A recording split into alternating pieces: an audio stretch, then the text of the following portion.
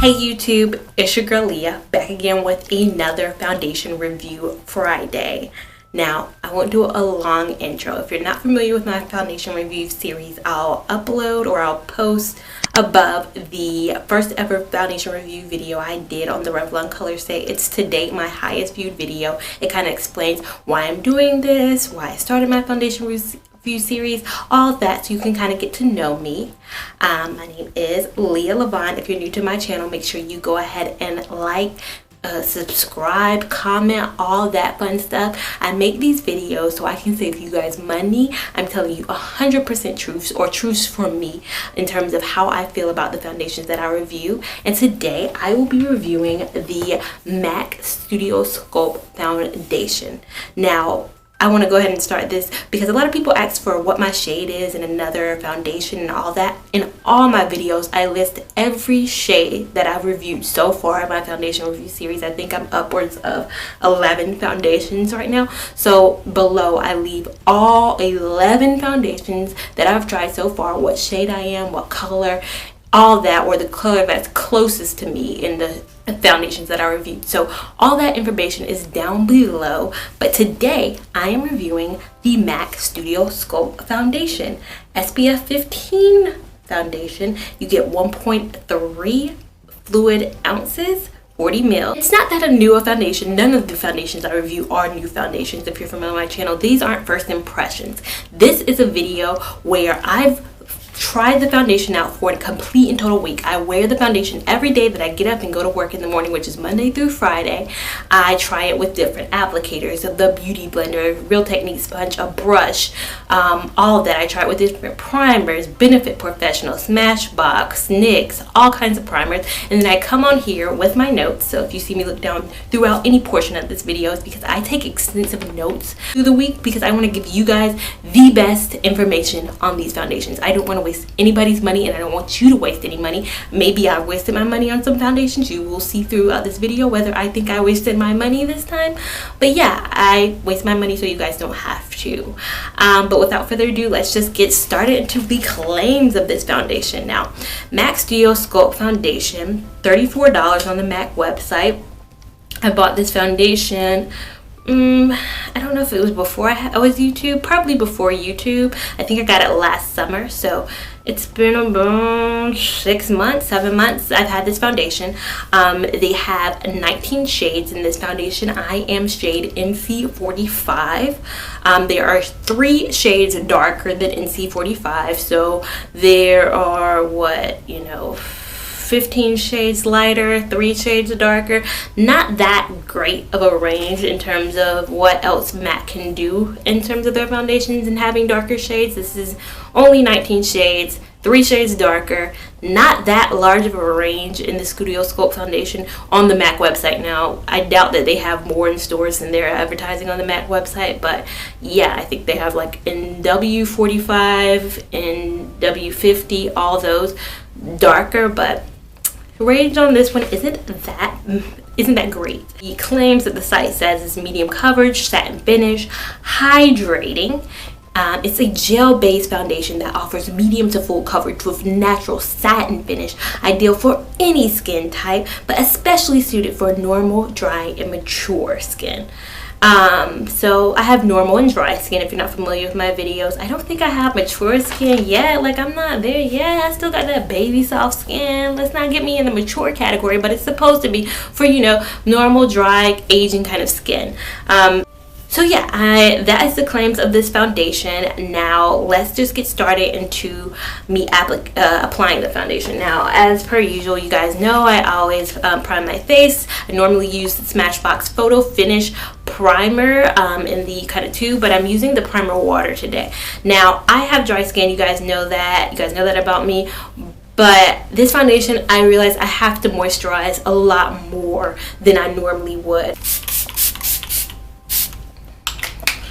because this foundation definitely has a weird consistency. I'll definitely say that. It's the most unique consistency that I've had in any foundation that I've tried in my foundation review series. I'm actually going out today, so I'm going to actually color correct first, and then I'll come back and apply the foundation. Now that I am color corrected, I am going to apply the foundation. Now, I always show you guys what it kind of looks like on the back of my hand. So this is it, and this is the consistency that I'm talking about. And I hope it shows up. It's probably not going to show up on camera, but it's very jelly. And the foundation claims to be a gel kind of foundation, which is weird. I'd say it's very mousse-like, and I don't have a mousse-like texture foundation as of yet. I haven't tried one, and I don't own a mousse-like texture foundation, so this is kind of new to me. I don't own the Maybelline like Dream Matte Mousse or anything like that, so I don't know if it's comparable to something like that, but it is very moussey. I have the color NC45, so this is what it looks like on me. Now, I thought it was a good match throughout this week, and I feel like it will be, but we'll see as I apply it. Now, I do have a little bit of breakouts this week. It was not caused by the foundation. It's ironic. Every week that I try a matte foundation, after the MAC Mineralize foundation debacle, I have broken out, but it's never been attributed to the foundation. I know when it's attributed to that foundation and when it's hormonal, and I know this one is a hormonal breakout. So, it broke out. Not the foundation's fault this time.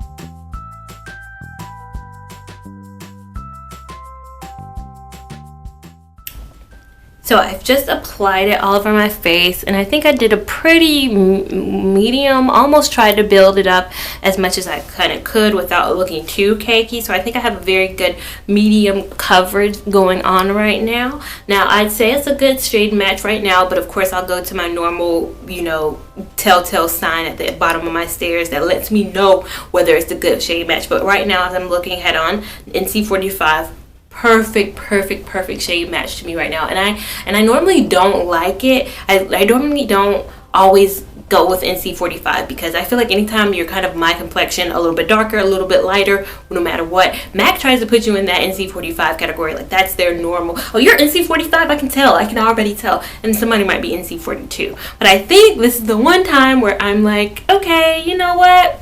This is it. This is really giving me a lot. So I do like how it's looking on camera. So I'm going to go apply the rest of my face and then come back and share with you guys what I noticed throughout this week. Now, if you guys noticed, I did apply it with a beauty blender just now, just because I realized within this week the beauty blender works awesomely with this. With the brush, it came off so streaky, but with the beauty blender this week, it came out a lot better. Now, this product is not the most easiest product to blend. I'll go ahead and let you guys know that right now. This product is kind of hard to blend. So the brush, I tried the brush 2 times this week. I used the beauty blender 2 times this week, and I used the Real Technique sponge 1 time this week. And I think the sponge and the beauty blender has worked way better than with the brush. It just was very streaky, hard to work with. In the morning, I have to be out the door, and I don't have time to mess around with something and try to blend in and spend 10 minutes blending. I like easy breezy blendability, if you guys are familiar with my channel. So now I will be right back with my full face and my thoughts. So now I've applied the rest of my face and I've come back with my thoughts on this foundation. It's been about an hour since I first applied. I did my hair, did my makeup, and then just doing an outfit because I'm not going to do a final review today. I'm going to be gone for a majority of the day, and I won't be back probably till like midnight. So I was like, instead of giving them some kind of midnight review of me wearing this foundation for 16 hours, I'm going to just do my full thoughts on it, just because I've worn this foundation all throughout this week, so I know what works and what doesn't and how long this foundation is going to last. Now, something I noticed about this, it is so matte it isn't even funny, is one of the things I wrote in here. Every day this week, even when I use the NYX Honeydew, which is my most dewy primer, I've gotten a very matte finish no matter what. Matte has been it, and I am a dry skin person, so I love to have a very luminous finish. I love a luminous without being too luminous. I like a very kind of a natural glow. Matte, it's not matte to the point where it's overly drying, so it still looks very good. It's just that it's very matte. So my blushes, my contours, my highlights are applying very well, and they're sitting, and they're probably gonna last all day, because matte foundations Plus, products on my skin look beautifully. All products last a long time, but I just don't like the matte finish for me personally. Some people are probably looking at this right now and be like, yes, honey, your face is beat. Yes. I just don't like this finish. I love a Luminous, but that's my personal thing. Another thing, if you're oily, stop watching this video now. This isn't the foundation for you. Do not try this foundation unless you're ready to go ahead and set it with a whole bunch of stuff. You're ready to work a lot for this foundation. That's $34. Do not buy this foundation. It is mainly geared. The website says it's letting you know normal to dry to aging skin. That's you. If you don't fit in that category, then this foundation isn't going to be for you. It's a weird texture, which I don't think gel is going to be your friend if you're a oily person, but I'm only speaking as a dry skin person. I don't know what it's like. Oily people sometimes may want to test the limits, but I'd say a no-go. In the terms of blendability, it's very comparable to the Maybelline Better Skin, which you guys saw me review. I hated the blendability of that foundation, and I hate this one as well.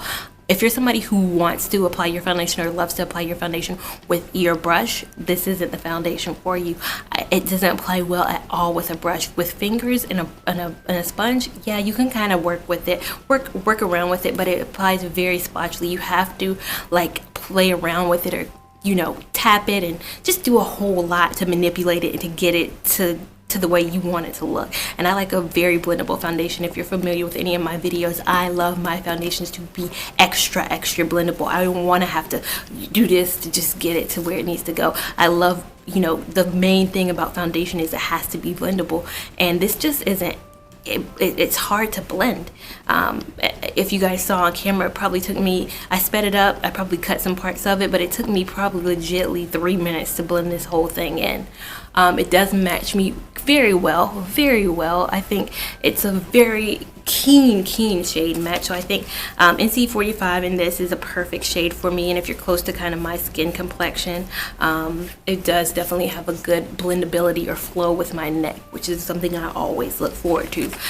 So in terms of pros, I like the shade match. I love the fact that it has SPF. I like the fact that you get 1.3 fluid ounces of a product. I like the packaging. It's very sleek, it's very compact, very travel friendly. It lasts 24 months, so I can have this foundation for 2 years. Always look at the back and look at that little crown. It'll let you know how long, if it'll show up on camera, it'll let you know how long you can keep a foundation. This one says 24 months, which is great because I'm only about 7 months in and I have a while to go where I can use this foundation. And those are the pros for me. Cons, I don't like the consistency. I don't like the gel-like formula. It's not for me. I don't like the finish it gives me, although it looks good on camera and although it's matte. I just don't like the finish. I don't have time to blend it out. It's not a grab and go kind of foundation for me. I don't like their shade range. Their shade range is just not all inclusive. But yeah, would I repurchase? No, me personally would not repurchase this, but I will use it up. I do have foundations that I've come on here and said I wouldn't repurchase, nor would I use up. I actually will use this up. I liked it when I mixed it with the MAC Face and Body. Mixing those two together for me gave me a very clean, a very nice finish. Because I love MAC Face and Body. That is one of my #1 foundations. This one isn't one of my #1 foundations, so when I mixed them together, it did kind of look better, but I would not repurchase it. So yeah, you kind of go with what you want to with this. If you have normally dry skin and you're willing to take the risk and you have mousse or texture foundations that you like, then maybe. But for me, I'd say, I'm gonna skip out on this one. So I hope you guys enjoyed. Make sure you like, make sure you comment, make sure you subscribe. If you're a Wolfpack fan or if you went to NC State and you're an alumni like me, go ahead and leave some paws down below like a doggy. Something lets me know you're part of the Wolfpack fam. And I will see you in my next video. So if you want to see any of the other foundation review series videos, just click the playlist over to your side. And then if you want to subscribe, make sure you click my little face also to the side. Thank you so much for watching. Bye.